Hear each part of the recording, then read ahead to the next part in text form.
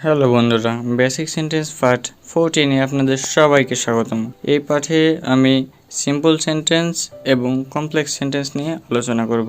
গঠন অনুসারে সেন্টেন্স 3 প্রকার: 1 simple sentence, 2 complex sentence, 3 compound sentence. Simple sentence definition অর্থাৎ সংজ্ঞা: যে সেন্টেন্সে একটি মাত্র সাবজেক্ট ও একটি মাত্র ফাইনাইট বা সমাপিকা ক্রিয়া থাকে তাকে সিম্পল সেন্টেন্স বলে। অর্থাৎ সহজভাবে বলতে গেলে একটা সাবজেক্ট হিসেবে আবার কে বসে? নাউন বা প্রোনাউন বা নাউন সম্বন্ধীয় কেউ। নাউন সম্বন্ধীয় কেউ বলতে আসলে নাউন ফ্রেজ, নাউন ক্লজকেই বুঝিয়ে থাকে। এগুলো সাবজেক্ট হিসেবে বসে। আর ফাইনাইট ভার্ব অর্থাৎ যে ভার্ব বক্তার বক্তব্যকে শেষ করে দেয় বা নিষ্ক্রিয় করতে পারে বা ক্ষমতা রাখে, বক্তব্যের মাঝে আর আসক্তিটা থাকে না, সেটাই হলো ফাইনাইট ভার্ব। সিম্পল সেন্টেন্স গঠনের সাধারণ structure: subject plus finite verb plus extension. এক্সটেনশনের মাঝেই থাকে অবজেক্ট, এক্সটেনশনের মাঝেই থাকে কমপ্লিমেন্ট এবং অন্যান্য যে কোনো অ্যাডজেক্টিভ অ্যাডভার্ব সবকিছু এক্সটেনশনের মাঝেই থাকে। সিম্পল সেন্টেন্সের উদাহরণ চলুন এক্সাম্পল দেওয়া যাক। India is a populated country.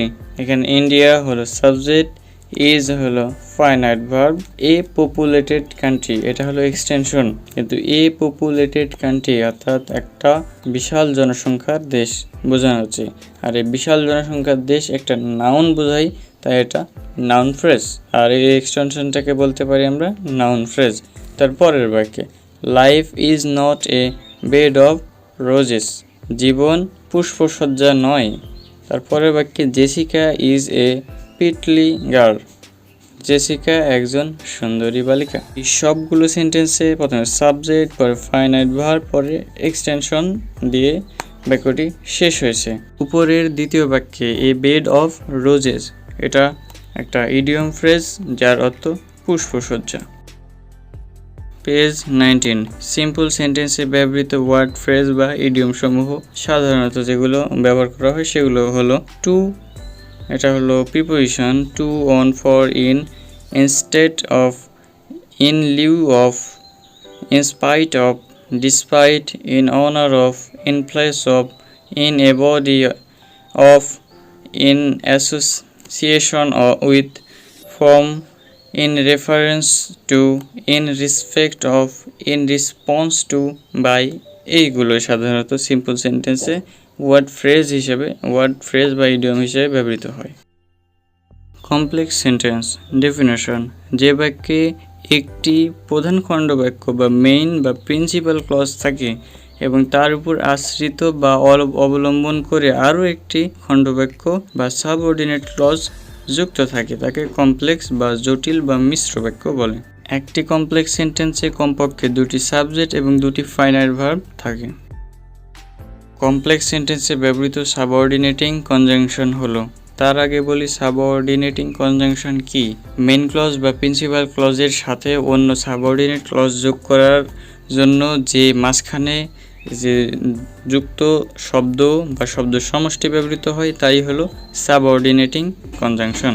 Complex সেন্টেন্সের জন্য উপযোগী সাবঅর্ডিনেটিং কনজাংশনগুলো হলো who, whom, whose, which, what, as, because, since, for, as if, though, although, after, before, where, when, while, how, that, so that, in order that, till, until, lest, unless, in case, then, why, whether, whenever, whatever ইত্যাদি complex সেন্টেন্সে subordinate conjunction হিসেবে ব্যবহৃত হয়।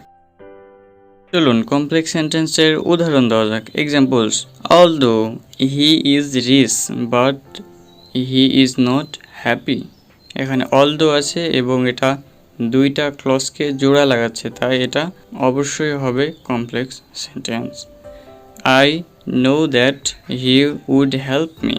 এখানেও দেখুন I know একটা sentence এবং পরের সেন্টেন্স হলো হি উড হেল্প মি, আর মাঝখানে দ্যাটটা তার জোড়া লাগাচ্ছে এবং দ্যাট যেহেতু সাবঅর্ডিনেটিং কনজাংশন এবং কমপ্লেক্সে বসে তাই এটা কমপ্লেক্স সেন্টেন্স।